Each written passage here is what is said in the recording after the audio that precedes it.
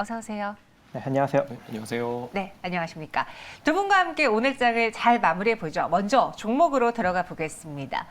오늘 한신기계, 우진, 보성파워텍 이런 원전주들이 크게 올랐는데 대장인 두산중공업 아니죠. 두산에너빌리티가 크게 오르지 못해서 좀 아쉬우셨을 것 같아요. 이 종목을 더 들고 가는 게 맞는 건지 OX 의견 들어보도록 하죠. 두 분의 의견은 오로일치가 되었습니다. 사실 정말로 원전이 살아난다면은 가장 수혜를 볼 수 있는 게 두산에너빌리티인데 이 대장의 그 어깨라고 해야 되나요? 그 무거운 어깨 때문에 주가가 오늘 많이 못 갔어요. 네. 일단은 이 두산 에너빌리티 같은 경우에는 네. 과거 2020년 3월 하락장에 2,000원대까지 내려갔었죠. 그리고 나서 뭐 이제 여러 가지 대규모 유상증자부터 재무구조 개선을 거쳐왔고 3만 원대까지 올라갔다가 지금은 이제 2만 원대에서 움직이고 있는데 확실히 이제 본연의 자산 가치 이상 올라선 상황입니다. 순자산 가치 6조 원, 그리고 시가총액 13조 원. 최근에 또 대규모 유상증자를 한 번 더 했기 때문에 역시나 이제 주가의 추가적인 상승 모멘텀은 상대적으로 좀 낮습니다. 하지만 이제부터 이 두산 에너빌리티가 아무래도 그 성장주 반열에 좀 올라서지 않을까라고 한번 기대 한번 품어볼 수 있을 것 같아요. 윤석열 정부에서 최근에 이제 원자력 관련 이런 원전의 수명을 좀 연장하는 그런 정책도 추진하고 있고, 또 개발도 새롭게 또 진행을 하고 있기 때문에 앞으로 5년간 이 원자력 관련은 계속적으로 좀 이슈화가 될 수 있는 여지 존재할 것 같고, 또 이 소형 원전 사업에도 이 두산 에너빌리티가 지속적으로 좀 연구 개발을 하고 이 소형 원전을 통해서 앞으로 이 물을 또 전기 분해해서 수소 생산까지 진행을 하겠다라고 발표를 했기 때문에 이 두산 에너빌리티 같은 경우에는 다양한 측면에서 성장성이 좀 부각되지 않을까라고 생각을 합니다. 하지만 아까도 언급드렸다시피 시장에 충분히 이제 부각을 받은 그런 단계이기 때문에 여러분들이 좀 손절 라인 잡고 대응하시는 것이 좋아 보이고요. 그래서 21,000원이 이탈되지 않는 선에서 여러분들이 좀 긍정적으로 바라보시면 좋을 것 같고, 이제 이 상태로 뭐 기술적으로 추가적인 상승력 나타난다면 좀 길게 보다는 좀 단기적으로 짧게 끊어서 수익내는 것이 좋지 않을까라고 생각을 합니다. 그래서 이 상태로 상승력이 나오면 한 27,000원 정도 자리까지 바라보는 전략 괜찮다고 판단하고 있습니다. 네, 두산 에너빌리티. 그래서 두 분 모두 오로일치가 됐고요. 이번에는 HMM으로 넘어가 보겠습니다. 흠슬라나는 신조어를 만들기도 했던 그 종목인데요. 1분기 어닝 서프라이즈, 1분기 실적 모멘텀 기대해봐도 괜찮을까요? OX 의견 주시죠. 이번에도 오로일치가 되었습니다. HMM이 갈 때는 또 잘 가는데 안 갈 때는 이거 팔까 뭐 지겹네라는 말이 나올 그런 종목인데요. 이번에는 실적 믿고 가볼까요? 아니면 다른 걸 볼까요? 네, 아무래도 이번에도 실적을 기대해보는 편이 좋다고 생각이 드는데요. 네. 보통 저희가 지금 많이 좀 우려를 하는 게 아마 상하이 컨테이너 운임 지수가 지금 하락하는 추세여서 아마도 1분기에 HMM에 좀 많은 분들이 좀 걱정을 하실 분들도 계실 것 같아요. 근데 사실 알고 보면은 운임 지수 같은 경우 많이 떨어지긴 했지만 지금 코로나 이전에 비해서 지금 약간 4배 정도 상승한 가격이거든요. 충분히 지금 떨어지긴 했지만 지금도 충분히 높은 가격이기 때문에 사실상 매력적으로 좀 실적을 낼 수 있을 것이라 보고 있고요. 그래서 1분기 역시 전년 동기 대비 견조한 실적을 보여줄 것으로 예상이 되고 있습니다. 그리고 중장기적인 관점으로 참 괜찮은 것이 글로벌 선사 같은 경우는 보통 화물 운임을 연간 계약 맺는데 보통 3월에서 5월부터 맺기 시작해요. 그런데 보통 전년의 평균가를 맺는 것을 본다면 지금 현재 운임의 수준이 상당히 낮지가 않고, 이는 올해 화물주들과 맺는 계약들이 상당히 매력적인 좋은 가격으로 계약을 할 수도 있을 것으로 전망되고 있습니다. 그래서 앞으로도 전망이 상당히 좋다고 보고 있고요. 단기적인 모멘텀도 역시 좋다고 보고 있습니다. 네, HMM 그래서 실적 믿고 가보자 오 의견 주셨습니다. 그럼 마지막으로 네이버로 넘어가 보죠. 성장주들이 많이 부진한데 사실 특히나 그 안에서도 대장급, 대형급 종목들이 많이 부진했거든요. 미 증시에서는 넷플릭스가 급락했고 메타도 급락한 바 있고 이런 성장주들이 부진한데 내려올 만큼 내려왔습니까? 아니면 아직도 조심해야 되는 구간입니까? OX 의견 열어볼까요? 아직이다 X로 일치가 되었습니다.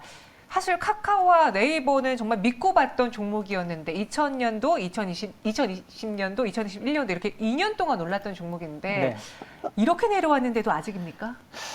일단은 실적에 대한 성장성이 다소 좀 둔화되는 측면이 좀 있어 보입니다. 일단 네이버나 뭐 카카오나 이런 기술주들은 이런 성장성, 앞으로 더 크게 성장할 거야라는 기대 심리로 주가가 많이 이제 프리미엄이 붙은 그런 측면이 있는데, 그러한 성장성이 지금 다소 좀 줄어들고 있는 그런 측면이 있는 것이죠.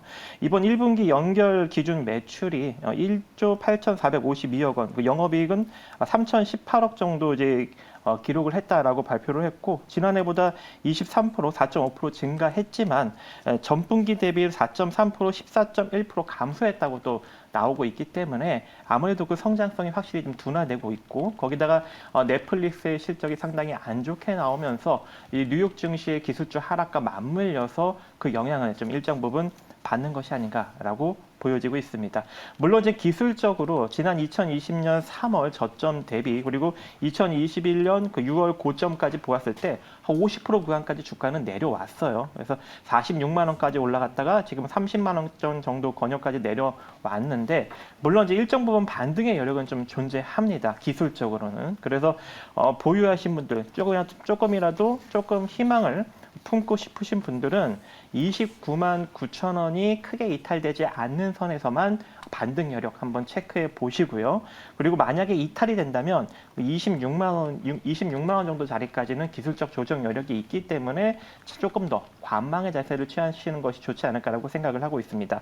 만약에 29만 9천 원 잘 지지받고 반등이 나온다면 네. 한 33만 원, 4만 원 정도 자리까지만 짧게 보시는 것이 좋아 보입니다. 네, 채팅방에서도 네이버에 대한 투자 의견이 좀 좋지만은 않습니다. 본전만 와줘라. 그리고 키즈마켓님은 그래 구글 사지 왜 네이버를 사? 이렇게까지도 이야기를 해주셨는데요. 지금 성장주에 대해서, 특히나 그 안에 인터넷주에 대해서 아직은 수익성을 확인하기 어려운 상황이기 때문에 네이버는 스톱해 보겠습니다.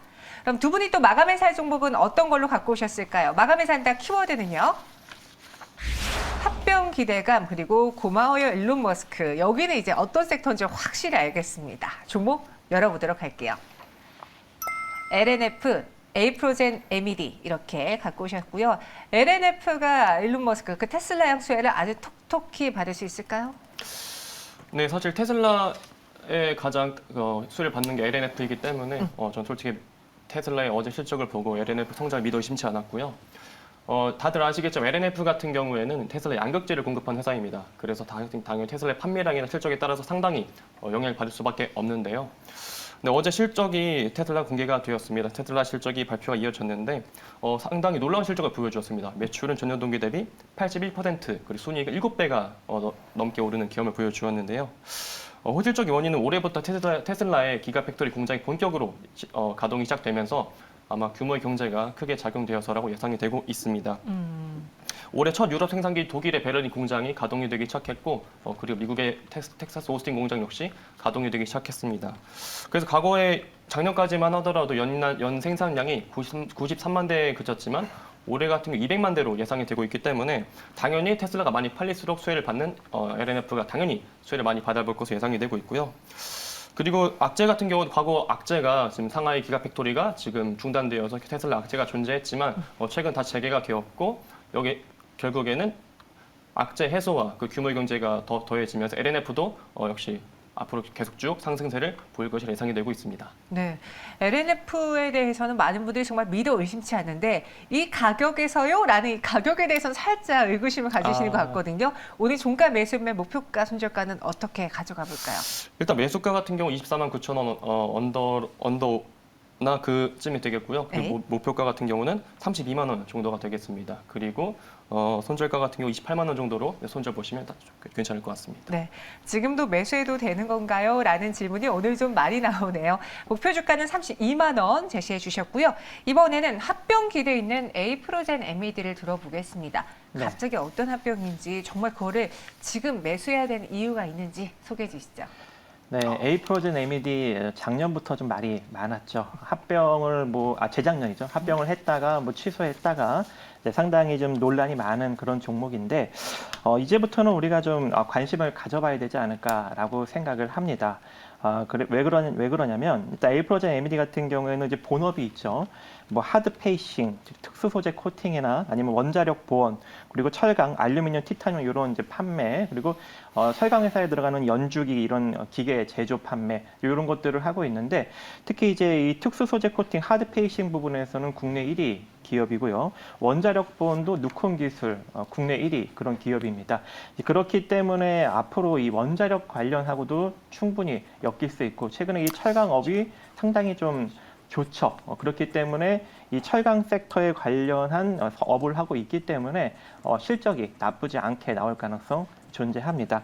이제 핵심은 에이프로젠 바이오 시밀러 회사와 합병인 것이죠.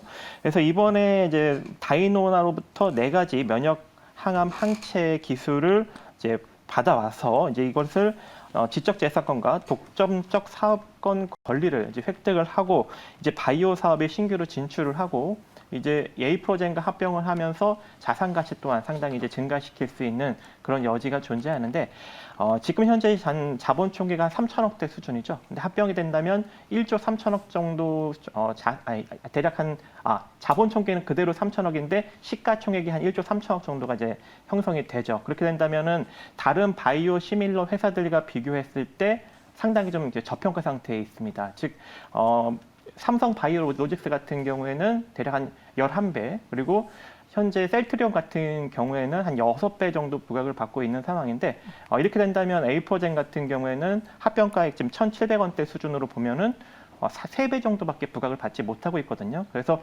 합병만 잘 진행이 된다면 지금 주가 대비 한 2배 정도는 충분히 상승 여력이 좀 존재하지 않을까라고 판단하고 있습니다. 할 말이 되게 많은데 여기서 잠깐 이제 마무리하고요. 네. 매수가는 1,700원 이하로 여러분들이 좀 분할 매수 관점으로 가시면 좋을 것 같고 손절가는 1,400원, 목표가는 3,000원 이상 바라보시기 바라겠습니다. 네, 더 이야기하실 거는 또 장 마감하고 이야기해 주세요. 네, 에이프로젠 MED였고요. 조금 전에 LNF 저희가 가격 저희가 살짝 수정해 드릴게요. 손절가가 28만 원이 아니라 23만 원입니다. 그럼 마지막으로 동시효과 구간 보시면요.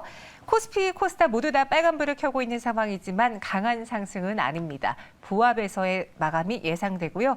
코스피가 2,726선을 지나가고 있습니다. 마감 동시효과 함께 하셨습니다.